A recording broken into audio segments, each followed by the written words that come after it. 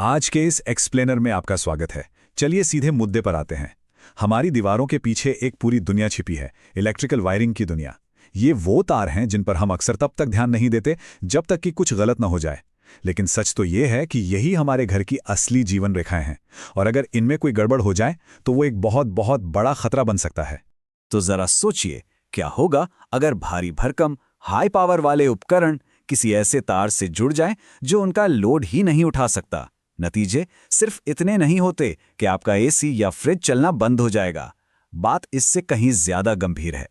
हम बात कर रहे हैं भयानक ओवरहीटिंग की, लगातार होने वाले ऊर्जा के नुकसान की, और सबसे डरावना, घर में आग लगने के एक बहुत बड़े खतरे की। सच मानिए, ये एक ऐसा समझौता है जो हमें कभी नहीं करना चाहिए। तो इस कॉम्प्लेक्स टॉपिक को हम बहुत ही आसान तरीके से डीकोड करने वाले हैं। हमारा आज का एजेंडा है, सबसे पहले बात करेंगे वायरिंग के छिपे हुए खतरों की, फिर लोड के अनुसार तारों का सही साइज चुनना सीखेंगे, तांबा बनाम एल्यूमिनियम की असली सच्चाई जानेंगे, इंसुलेशन के जरूरी स्टैंडर्ड्स को समझेंगे, और आखिर में इंस्टॉलेशन की उन आम गलतियों पर बात करेंगे जो बहुत भारी पड़ सकती हैं। चलिए शुरुआत करते हैं हमारे पहले सेक्शन से, वायरिंग के छिपे हुए खतरे और वो बड़े जोखिम जो आपकी दीवारों के पीछे पनप सकते हैं।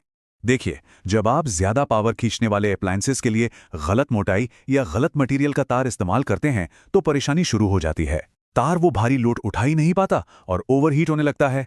इससे सिर्फ आपका बिजली का बिल ही नहीं बढ़ता और मशीनें बार बार खराब नहीं होती, बल्कि सबसे खतरनाक बात यह है कि अत्यधिक गर्मी से तार का इंसुलेशन पिघल सकता है, और यही पिघलना घरों में लगने वाली भयानक आग का एक सबसे बड़ा कारण बनता है।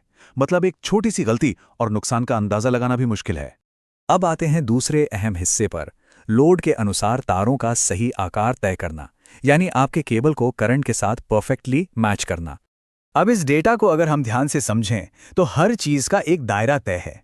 उदाहरण के लिए, एक 1.5 मिलीमीटर का तार सिर्फ अर्थिंग या फिर हल्की एलईडी लाइट्स और पंखों के लिए बना है।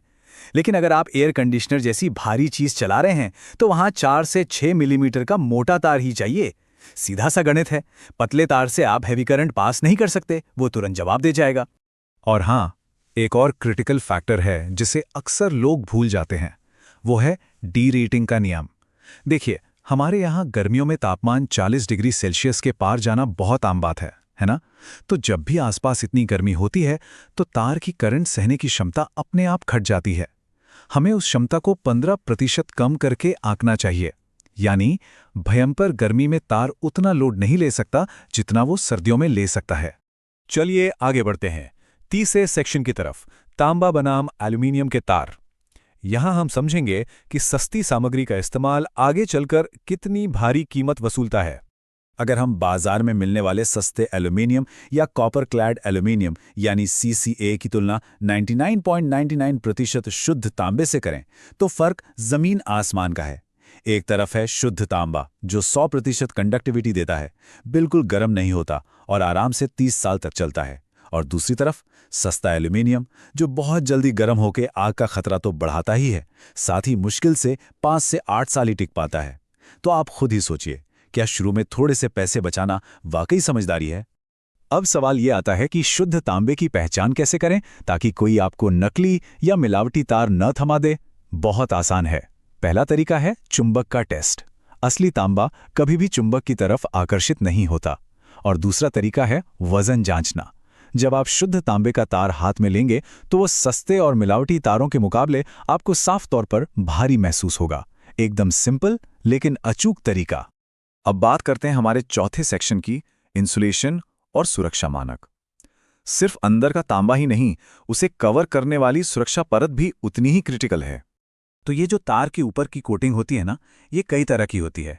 एक सामान्य PVC घर के रोजमर्रा के इस्तेमाल और मौसम से बचाने के लिए ठीक है, लेकिन कारखानों में जहां तापमान बहुत ज्यादा या बहुत कम होता है वहां खास सिलिकॉन रबर का इस्तेमाल किया जाता है। पर अगर हम घरों की सुरक्षा की बात करें तो सबसे भरोसेमंद विकल्प होते हैं फ्लेम रिटार्डेंट, यानी आग का विरोध करने वाले स्टैंडर्ड्स। जब भी आप हाई ग्रेड डोमेस्टिक केबल्स लेते हैं, जैसे कि हैवेल्स की सुरक्षित केबल रेंज, तो उनमें एक खास सर्टिफिकेशन जरूर चेक करें। ये है FRLSH, यानी flame retardant low smoke and halogen. इसका मतलब क्या है? मतलब ये कि अगर कभी शॉर्ट सर्किट से आग लग भी जाए तो ये तार खुद आग को फैलने से रोकते हैं और वो जहरीला, दम घोटने वाला काला धुआं नहीं छोड़ते। आग लगने की स्थिति में ये फीचर सच में जानलेवा हादसों को टाल सकता है। इसी तरह जब आप हीट रेजिस्टेंट, फ्लेम रिटार्डेंट यानी HFR केबल्स की पैकेजिंग देखते हैं तो वो साफ तौर पर इस बात की गारंटी देती है कि भारी लोड पड़ने या बहुत ज़्यादा गर्म होने पर भी इन तारों में आसानी से आग नहीं पकड़ेगी। असल में ये आपके घर की सुरक्षा की पहली और सबसे मजबूत दीवार है। फाइनली हम आ गए हैं अपने 5वें और आखिरी सेक्शन पर, इंस्टॉलेशन की सामान्य गलतियों से बचना, क्योंकि आपका सारा अच्छा मटेरियल बेकार है अगर उसे सही से लगाया न जाए।